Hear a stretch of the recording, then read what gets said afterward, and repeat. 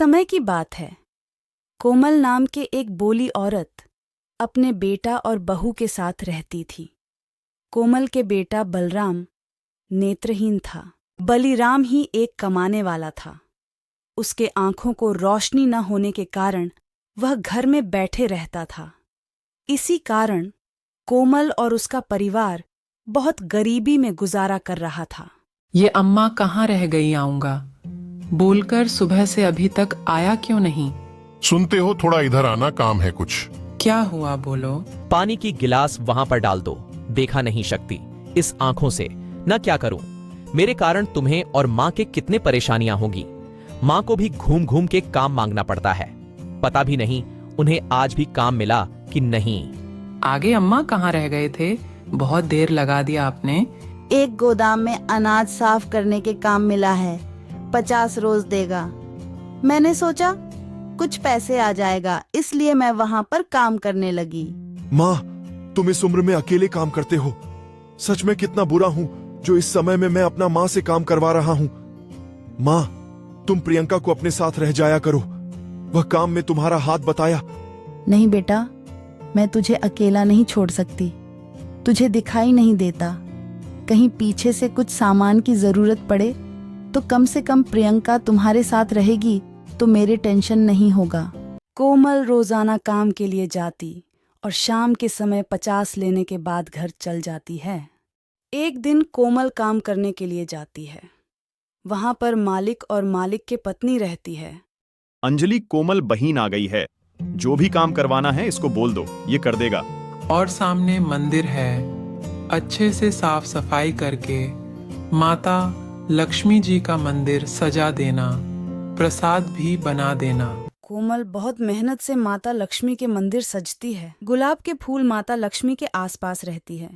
कोमल वहीन मंदिर, तुम बहुत अच्छे से सजा हो माता। लक्ष्मी की मूर्ति बहुत प्यारी लग रही है। एक काम करना, कल तुम जल्दी आ जाना, फिर प्रसाद बनाने में तू मेरा मदद कर देना। ठीक है मालकिन, मैं आ जाऊंगी। अभी मैं चलता हूँ घर पर। कोमल घर चल जाती है। घर जाने के बाद तू अपने बहू के सारे बात बताती है। माँ, कल तो हम सभी पेट भर के प्रसाद खाएंगे। आप ज्यादा ले आना, मुझे प्रसाद बहुत पसंद है। हाँ बहू, ले आऊंगी। मालिक और मालकिन ने बहुत अच्छे हैं, वह मन नहीं करेंगे। अगले सुबह काम करने जाते हैं तो मालकिन तबीयत खराब थी। कोमल बहन, मेरी तबीयत खराब है। तुम सुबह से तबीयत खराब है। डॉक्टर आराम करने के लिए कहाँ है? मैंने सोचा था कि मैं तुम्हारे साथ मिलकर प्रसाद बनाऊंगी, लेकिन मुझे उठने की हिम्मत भी नहीं है। तुम ही अकेला प्रसाद बना लेना। कोई बात नहीं मालकिन, आप आराम करो, मैं प्रसाद बना लूंगी। कोमल बहन, तुम इतना सारा पर सदा अकेले कैसे बनाऊंगी? तुम कहो तो मैं एक और जाना के काम पर लगा देता हूं। मालिक, मैं कर लूंगी, आप टेंशन मत लो। कोमल बहुत मेहनती थी। वह कोई भी काम करने से नहीं थकते थी। उसके उम्र भर ही 60 बरस की थी, लेकिन वह काम करने में बहुत अच्छा था।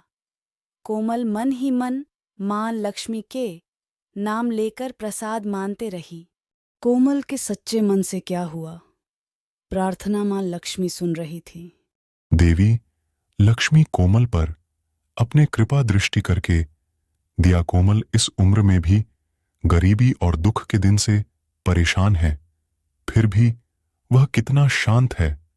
वह आपका नाम लेकर प्रसाद बना रही है। वह जानती है कि वह कितनी गरीब है, लेकिन वह खुशी से प्रसाद बना रहे आपके लिए। आप ठीक कह रहे हो प्रभु, मैं भी यही देख रहा हूँ। लेकिन कोमल के परीक्षा लिए बिना मैं उसके दुख कैसे दूर कर सकती हो? इसके लिए मुझे उसके पास जाना होगा। देवी लक्ष्मी, प्रसाद खाने के मन मुझे भी हैं। माता लक्ष्मी और विष्णु जी एक साधारण रूप लेती हैं। कोमल अपने बेटा और बहू के साथ प्रसाद खाने के लिए बैठे जाती है। बहुत झरोखे भूख लगी है मैं, और मेरा पति बहुत दिन से भूखे हैं। कुछ खाने के दे दो।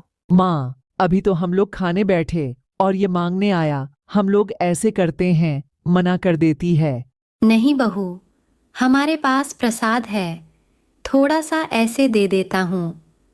घर आए भिखारी के भूखे पेट नहीं जाने देते हैं। संतोष, तुम एक काम करो, तुम खा लो, मैं और बहू उसे खिला देती है। उन दोनों को प्रसाद दे देती है। प्रसाद खाकर माँ लक्ष्मी और विष्णु जब बहुत खुश होती है। तुम तीनों ने अपने प्रसाद हमें देखकर हमारा भूख शांत कर दिया। हमें तुम तीनों बहुत अच्छे हो। कोमल, मैं तो तुम्हारा परीक्षा लेने आई थी।